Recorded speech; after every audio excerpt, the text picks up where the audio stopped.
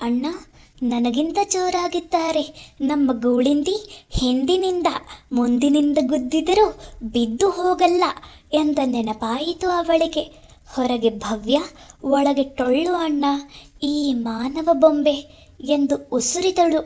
ಅವಳು ಅವನನ್ನು ಏನೂ ಮಾತನಾಡಿಸದೆ ಕಿಟಕಿಯ ಬಳಿ ಹೋಗಿ ಹೊರಗೆ ನೋಡುತ್ತಾ ನಿಂತಳು. ಗಡಿಯಾರದ ಮುಳ್ಳು ಟಿಕ್ ಟಿಕ್ ಎಂದು ಮುಂದೆ ಹೋಗುತ್ತಲೇ ಇತ್ತು. ಮೌಳಿ ಅಲುಗಾಡಲೇ ಇಲ್ಲ. ಹೊರಗಿನ ದೃಶ್ಯದಲ್ಲಿ ತಲ್ಲೀನಳಾಗಿದ್ದ ಕಾಳಿಂದಿಗೆ ಅವನು ತನ್ನ ಹಿಂದೆ ಅತೀ ಹತ್ತಿರವಾಗಿ ನಿಂತುದು ತಿಳಿದುದು. ನನಗೆ ಸಹಾಯವಾಗೋ ಹಾಗೆ ನಡೆದುಕೊಂಡದ್ದಕ್ಕೆ ನಾನು ಋಣಿ ನಿಮಗೆ ಎಂದು ಮೆದುವಾಗಿ ಕಿವಿಯ ಬಳಿ ನುಡಿದಾಗಲೇ, ಬೇರೆ ನನಗೆ ಮಾರ್ಗವಿತ್ತೆ? ಒಬ್ಬರು ನಮಗೆ ಅನ್ಯಾಯ ಮಾಡಿದರೆಂದು ನಾವು ಅವರಿಗೆ ಅನ್ಯಾಯವೇ ಮಾಡಿದರೆ ನಮ್ಮ ಗರಿಮೆ ಎಲ್ಲಿ ಉಳಿಯುತ್ತೆ ಎಂದಳು ಹೊರಗೆ ನೋಡುತ್ತಲೇ. ನೀವು ಬಹಳ ದೊಡ್ಡ ಮನಸ್ಸಿನವರು. ನಾನು ನಿಮ್ಮ ಚಿಕ್ಕಮ್ಮನ ಮಗಳಲ್ಲವೇ? ಅಂದರೆ ನೀವು ನನ್ನ ದೊಡ್ಡಮ್ಮನ ಮಗ. ಆ ದೊಡ್ಡಮ್ಮನ ಮಗ ನೀವಾಗದಿದ್ದರೂ ಆಕೆಯ ತಂಗಿಯ ಮಗಳಾಗಿ ನಾನು ದೊಡ್ಡಮ್ಮನ ದೊಡ್ಡ ಮನಸ್ಸು ಪಡೆದೆ. ಆಕೆಯ ಮಗ ನೀವಾಗಲಿಲ್ಲ ಎನ್ನುವುದು ದುಃಖದ ಸಂಗತಿ ಎಂದಳು ನಿರ್ವಿಕಾರವಾಗಿ, ಹಿಂತಿರುಗದಲೇ. ನನ್ನ ಮೇಲೆ ನಿಮಗೆ ಕೋಪವಿದೆ, ದ್ವೇಷವಿದೆ. ನಡೆದುದನ್ನೆಲ್ಲ ಒಂದು ಕೆಟ್ಟ ಕನಸು ಅಂತ ಮರೆತುಬಿಟ್ಟು ಭಾರತಕ್ಕೆ ಹಿಂತಿರುಗಿದ ಕೂಡಲೇ ಒಬ್ಬ ಒಳ್ಳೆಯವರನ್ನು ಆರಿಸಿಕೊಂಡು ನಿಮ್ಮ ಭವಿಷ್ಯ ಬೆಳಗಿಸಿಕೊಳ್ಳಿ. ಈಗ ಅವಳ ನಿರ್ಲಿಪ್ತತೆ ಮಾಯವಾಗಿ ರೋಷ ಹೆಡೆಯಾಡಿತು. ಸರ್ರನೇ ತಿರುಗಿದಳು. ಅವನು ಹತ್ತಿರವಾಗಿ ನಿಂತಿದ್ದ. ಅವಳ ತಲೆ ಅವನ ಎದೆಗೆ ತಗುಲಿ ನಿಂತಿತು. ತನ್ನ ಕೈಗಳಿಂದ ಅವನನ್ನು ಸ್ವಲ್ಪ ದೂಡಿದಳು. ಅವನು ತತ್ತರಿಸಿ ದೂರ ನಿಂತ. ಕೋಪ, ದ್ವೇಷ, ದ್ವೇಷ, ಕೋಪ, ಅಸೂಯೆಗಳು ಸಹ ಪ್ರೀತಿ ಪ್ರೇಮಗಳ ಇನ್ನೊಂದು ಮುಖ ಅಂತಾರೆ. ಪ್ರೀತಿಸಿದ ವ್ಯಕ್ತಿಯನ್ನು ಮಾತ್ರವೇ ದ್ವೇಷಿಸಲು ಸಾಧ್ಯ. ಆದರೆ ನಿಮ್ಮೆಡೆಗೆ ನನಗಿರುವುದು ತಿರಸ್ಕಾರ, ಬರಿಯ ತಿರಸ್ಕಾರ ಅಷ್ಟೇ. ಇನ್ನು ನಡೆದುದನ್ನು ಮರೆಯುವ ವಿಷಯ ಮರೆಯದೆ ನಿಮ್ಮ ನೆನಪನ್ನೇ ಪೋಷಿಸ್ತಾ ಅಳುತ್ತಾ ಕೂತಿರ್ತೀನಿ ಅಂತ ತಿಳಿದ್ರ ಅಥವಾ ಭಯಸಿದ್ರ? ಇನ್ನೂ ಒಂದು ಮಾತು, ಈಗಿನ ನಿಮ್ಮ ಪ್ರೇಮದ ವಿಷಯದಲ್ಲೂ ಇನ್ನೂ 4 ವರ್ಷವಾದರೆ ಅದು ಹಳಸಲಾಗುತ್ತೆ. ನಿಮ್ಮ ಕ್ರಿಸ್ಟಿ ಭಾರತೀಯಳೂ ಅಲ್ಲ. ಗಂಡನಾದವನು ವಲ್ಲದವನಾಗುತ್ತಾ ಬಂದರೂ ಅವನಿಗೆ ಅಂಟಿಕೊಂಡು ಅವನೇ ದೇವರೆಂದು ಪೂಜಿಸುವ ಇದು ಭಾರತವಲ್ಲ, ತಿಳಿದುಕೊಳ್ಳಿ. ನಿಮ್ಮ ವಿವಾಹ ಒಡೆದು ನೀವು ಕಂಗಾಲಾದಾಗ ನೀವು ಕಾಳಿಂದಿಯನ್ನು ಕನಸು ಎಂದೇ ಮರೆಯಬೇಕಾಗುತ್ತೆ. ತಾಳಿ ಕಟ್ಟಿದ್ದೇನೆಂದು ನಂಬಿ ನನ್ನ ಕದ ತಟ್ಟುತ್ತಾ ಬರಬೇಡಿ, ತಿಳಿಯಿತೆ? ಆಗ ಕಾಳಿಂದಿ ಬಹಳ ದೂರ ಹೋಗಿರುತ್ತಾಳೆ ಎಂದಳು. ಒಂದೊಂದು ಮಾತು ಗುಂಡು ಹೊಡೆದಂತೆ ಹೊರಬಂದಿತ್ತು. ಹೇಳಿದುದು ಧೈರ್ಯದಿಂದ, ಆದರೂ ಕಣ್ಣು ತುಂಬಿ ಬಂದಿತ್ತು. ಮೌಳಿಯ ಕಡೆಗೆ ನೋಡದೇ ಹರಿಸಿದ್ದಳು ವಾಕ್ಝರಿ. ಈಗ ಅವನ ಕಣ್ಣುಗಳು ಕೊಳಗಳಾಗಿದ್ದವು. ಅವನು ಅಚೇತನನಾಗಿದ್ದ, ಮೂಕನಾಗಿದ್ದ. ಹೇಳಲು ಏನೂ ಇರಲಿಲ್ಲ. ಅವನನ್ನು ದಾಟಿಕೊಂಡು ಹೋಗಿ ಕಣ್ಣು ಮೂಗು ತೊಳೆದುಕೊಂಡು ಮನಸ್ಸನ್ನು ಸ್ಥಿರ ಮಾಡಿಕೊಂಡು ಬಂದಳು. ಟೈಮ್ ಆಯಿತು ಅಂತ ಕಾಣುತ್ತೆ, ಹೊರಡೋಣವೇ ಇನ್ನು ಎಂದಳು. ಅವನು ಸಣ್ಣಗೆ ಬಿಕ್ಕುತ್ತಾ 1 ನಿಮಿಷ ಎಂದು ಸನ್ನೆ ಮಾಡಿ ಅವಳನ್ನು ಕುಳಿತುಕೊಳ್ಳಲು ಹೇಳಿದ. ಒಂದು ತಟ್ಟೆಯಲ್ಲಿ ಅರಿಶಿನ, ಕುಂಕುಮ, 1 ಬನಾರಸ್ ಸೀರೆ, ಕುಬುಸದ ಬಟ್ಟೆ ಇಟ್ಟು ತಂತು ಅವಳ ಮುಂದೆ ಹಿಡಿದ. ಕೈ ನಡುಗುತ್ತಿತ್ತು. ಈಗ ಅವಳ ಸಂಯಮದ ಕಟ್ಟೆ ಒಡೆಯಿತು. ಇವೊಂದೂ ನನಗೆ ಬೇಡ ಎಂದು ಬಿಕ್ಕಿ ಬಿಕ್ಕಿ ಅಳತೊಡಗಿದಳು. ನಾನು ಕೊಡುವ ಅರಿಶಿನ ಕುಂಕುಮ ನಿಮಗೆ ಬೇಡವೇ ಎಂದು ಕೇಳಿದ. ಅವನೂ ಅಳುತ್ತಲಿದ್ದ. ಅವಳ ಭಾರತೀಯತೆ ಜಾಗೃತವಾಯಿತು. ಅರಿಶಿನ ಕುಂಕುಮ ಬೇಡ ಎನ್ನುವ ಮಗಳುಂಟೆ, ಕೊಡಿ ಎಂದು ಕೈಚಾಚಿ ಹಚ್ಚಿಕೊಂಡಳು. ಅರಿಶಿನ ಕುಂಕುಮ ಅವಳು ಹಚ್ಚಿಕೊಂಡಾಗ ಪದ್ಧತಿಯಂತೆ ಮಂಗಳಸೂತ್ರಕ್ಕೆ ಅವನ್ನು ತಾಕಿಸಿಕೊಂಡಾಗ ಅವನು ತಲೆ ಪಕ್ಕಕ್ಕೆ ತಿರುಗಿಸಿದ. ಈ ಹೆಣ್ಣು ತನ್ನವಳು, ತನ್ನವಳು ಎಂದು ಕೂಗಿರಬೇಕು ಅವನ ಅಂತರಾತ್ಮ. ಆದರೆ ಆ ಲಭ್ಯ ನಿನಗಿಲ್ಲ ಮೌಳಿ ಎಂದು ಎಚ್ಚರಿಸಿರಬೇಕು ಅದೇ ಅಂತರಾತ್ಮ. ಅಂತೂ ಅವಳ ಈ ಕೆಲಸವನ್ನು ಅವನು ನೋಡಲಾರದಾದ. ಜೇಬಿನಿಂದ ಕರ್ಚಿಫ್ ತೆಗೆದು ಕಣ್ಣು ಒರೆಸಿಕೊಂಡ. ಅವನು ನೀಡಿದ ಸೀರೆಯ ಉಡುಗೊರೆ ಪಡೆದು ಅದನ್ನು ಪಕ್ಕಕ್ಕಿಟ್ಟು ಅವನು ಊಹಿಸದೇ ಇದ್ದುದನ್ನು ಮಾಡಿ ಅವನನ್ನು ತಬ್ಬಿಬ್ಬು ಮಾಡಿದಳು. ಅವನ ಕಾಲಿಗೆ ನಮಸ್ಕರಿಸಿ ನನ್ನನ್ನು ಹರಿಸಿ ಎಂದಿದ್ದಳು. ಈ ಕ್ಷುದ್ರ ಜೀವಿ ನಿಮ್ಮನ್ನು ಏನೆಂದು ಹರಿಸುವುದು ಎಂದು ಭುಜ ಹಿಡಿದು ಎಬ್ಬಿಸಿದ. ದೇವರು ನಿಮ್ಮನ್ನು ಹರಿಸುತ್ತಾನೆ ಕಾಳಿಂದಿ, ದೇವರು ಒಳ್ಳೆಯದನ್ನೇ ಮಾಡಿದ್ದಾನೆ, ನನ್ನನ್ನು ನಿಮಗೆ ಗಂಟು ಹಾಕಲಿಲ್ಲ ಎಂದು ಕಣ್ಣೊರೆಸಿಕೊಂಡ. ಸಾಮಾನುಗಳನ್ನೆಲ್ಲ ಎತ್ತಿಕೊಂಡು ಹೋಗಿ ಕಾರಿನ ಡಿಕ್ಕಿಯಲ್ಲಿಟ್ಟು ಬಂದ.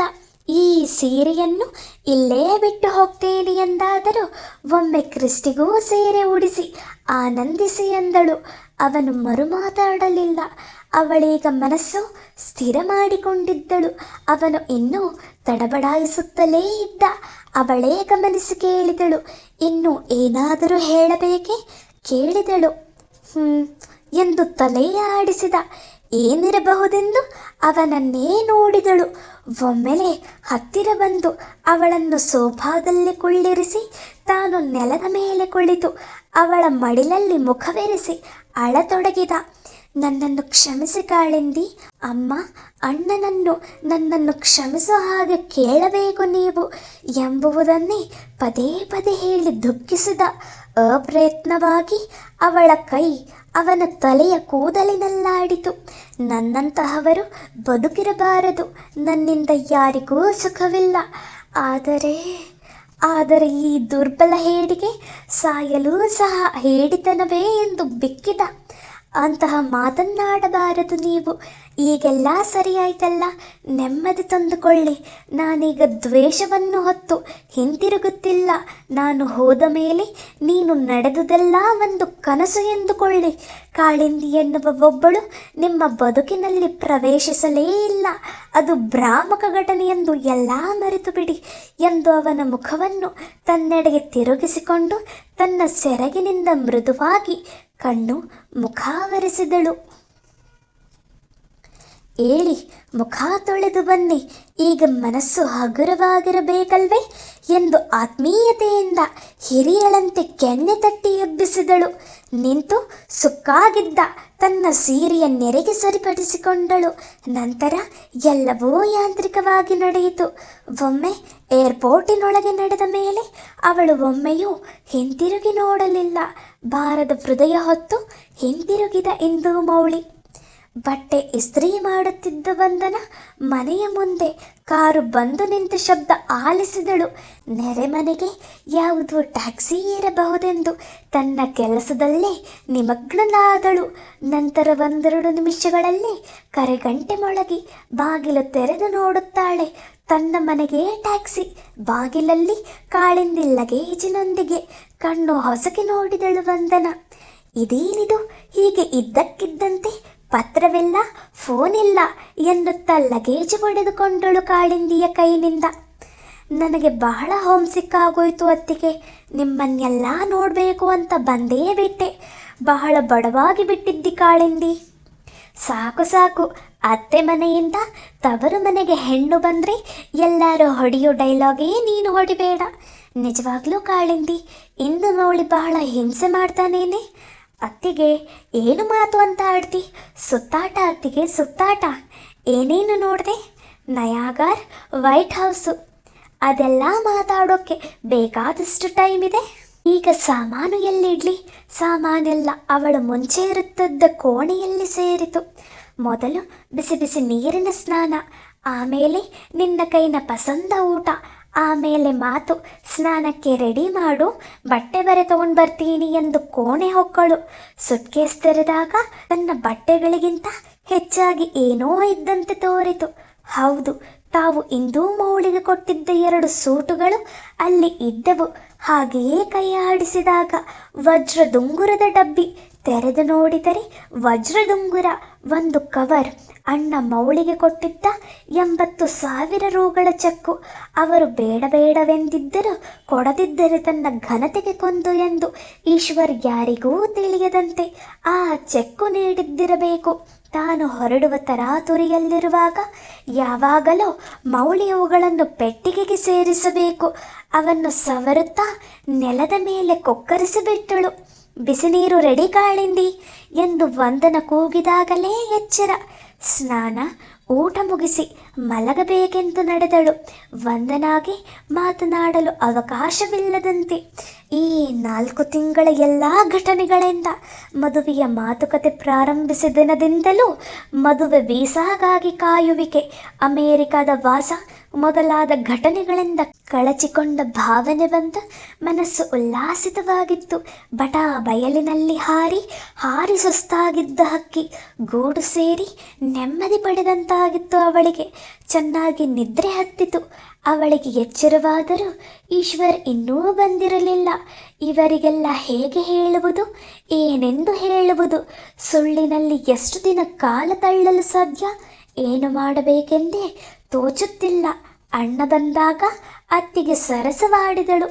ಯಾರೋ ಒಬ್ರು, ನಮಗೆಲ್ಲ ತುಂಬ ಬೇಕಾದವರು ಬಂದಿದ್ದಾರೆ ಮನೆಗೆ. ಯಾರು ಹೇಳಪ್ಪ? ಹೇಳಿದ್ರೆ ಏನು ಕೊಡ್ತಿ? ನೀವು ಕೇಳಿದ್ದು. ಆಮೇಲೆ ಮೊಂಡಾಟ ಮಾಡಬಾರ್ದು. ಅಮ್ಮನ ಅಪ್ಪನ ಅಲ್ಲ, ನಿಮ್ಮ ತಾಯಿ ಇರಬೇಕು. ಅಲ್ಲ ಅಲ್ಲ ಅಲ್ಲ, ನೀವು ಸೋತಿರಿ ಎಂದಳು ವಂದನ. ಆಗ ಹಿಯರ್ ಐ ಆಮ್ ಬಂದಿರೋದು ಕಾಳಿಂದಿ ಎನ್ನುತ್ತಾ ಅವಳೇ ನೇರವಾಗಿ ಅಣ್ಣನ ಬಳಿಗೆ ಬಂದಳು. ಏನಾಶ್ಚರ್ಯ, ಹೋಗಿ ತಿಂಗಳಾಗಿಲ್ಲ, ಆಗಲೇ ವಾಪಸ್ಸ ಎಂದ. ತಿಂಗಳ ಮೇಲೆ 5 ದಿನ ಈಶ್ವರ್ ಸಾಬ್ ಎಂದಳು ಹಾಸ್ಯವಾಗಿ ಕಾಳಿಂದಿ. ನೋಡಿ, ನಿಮ್ಮ ಮುದ್ದಿನ ತಂಗಿಯ ವರಸೆ ನಮ್ಮನ್ನೆಲ್ಲ ನೋಡಬೇಕು ಅಂತ ಅನ್ನಿಸ್ತಂತೆ ಬಂದ್ಬಿಟ್ಟಿದ್ದಾಳೆ. ಹೋಮ್ ಸಿಕ್ಕಂತೆ ರೀ, ವಂದನ ಕೀಟಲಿಯಾಗಿ ನುಡಿದಳು. ಏನೇ ಬೋಸ್ಟನ್, ಬೆಂಗಳೂರು, ಮೈಸೂರು, ಬೆಂಗಳೂರು ಅಂದ್ಕೊಂಡ್ಬಿಟ್ಟಿಯಾ? ಹೀಗೆ ತಿಂಗಳಲ್ಲೇ ಓಡಿ ಬರೋಕೆ ಎಂದು ಮೃದುವಾಗಿ ಕಿವಿ ಹಿಂಡಿದ ಈಶ್ವರ್. ನಮಗೆಲ್ಲ ಏನೇನೋ ಗಿಫ್ಟ್ ತಂದಿದ್ದಿ ಎಂದು ಕೇಳಿದ. ಒಳ್ಳೆ ಗಿಫ್ಟ್ ತಂದಿದ್ದೀನಿ ಅಣ್ಣ. ಕಾಫಿ ತಿಂಡಿ ಮುಗಿಸಿ ನನ್ನ ರೂಮಿಗೆ ಬಾ, ಅತ್ತಿಗೆ ನೀನೂ ಬಾ ಎಂದು ತಾನೂ ಕೋಣೆಗೆ ಸೇರಿದಳು. ಬಟ್ಟೆ ಬದಲಿಸಿ ಕಾಫಿ ತಿಂಡಿ ಮುಗಿಸಿದ ಈಶ್ವರ್ ಕೈ ಬೀಸುತ್ತಾ ಅವಳ ರೂಮಿಗೆ ಬಂದ. ಹಿಂದೆಯೇ ವಂದನಾಳೂ ಬಂದಳು.